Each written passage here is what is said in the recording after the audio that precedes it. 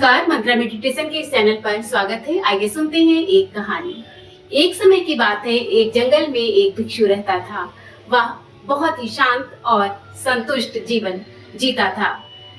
उसका एक ही लक्ष्य था और वह लक्ष्य था अपने मन को शांत करना और आत्म साक्षात्कार प्राप्त करना। एक दिन एक युवक उस जंगल में आया और भिक्षु से मुलाकात की।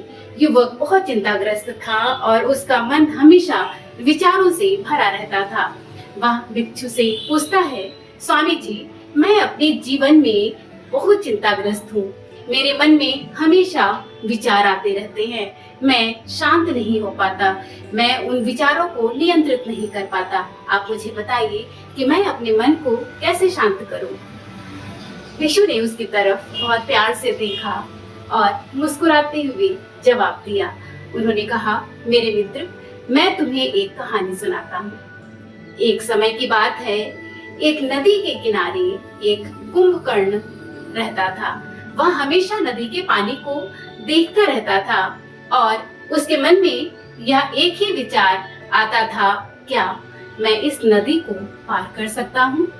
वह रोजाना नदी के किनारे बैठता और इस विचार को सोचता था, लेकिन वह कभी भी नदी के अंदर प्रवेश नहीं करता था, इसलिए वह कभी भी नदी को पार नहीं कर पाता था। एक दिन एक साधु उस नदी के किनारे से गुजरा और कुंभकर्ण से मुलाकात की। साधु ने कुंभकर्ण से पूछा, तुम यहाँ क्या कर रहे हो?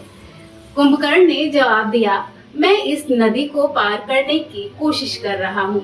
साधु ने मुस्कुराते हुए कहा कि भाई, तुम गलत तरीके से कोशिश कर रहे हो।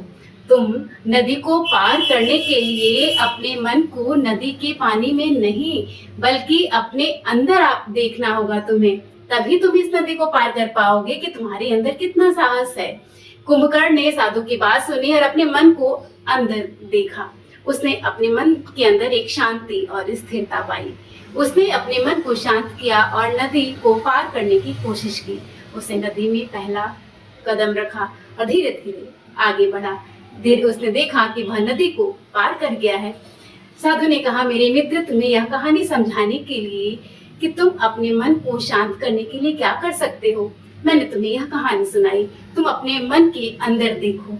तुम्हें अपनी शांति और स्थिरता को खोजना होगा, जब तुम अपने जीवन में सफल हो सकते हो। युवक ने भिक्षु की बात सुनी और अपने मन के अंदर देखा। धीरे धीरे उसने अपने अंदर एक शांति अनुभव की और खुद को स्थिर कर पाया और धीरे धीरे वह इस काम में सफल हुआ। दोस्तों, इस कहानी से हमें यह सीख मिलती है कि ध्यान करने से हम अपने मन के अंदर जो भावनाएं हैं उनको शांत कर लेते हैं, अपने आप को थोड़ा स्थिर कर पाते हैं।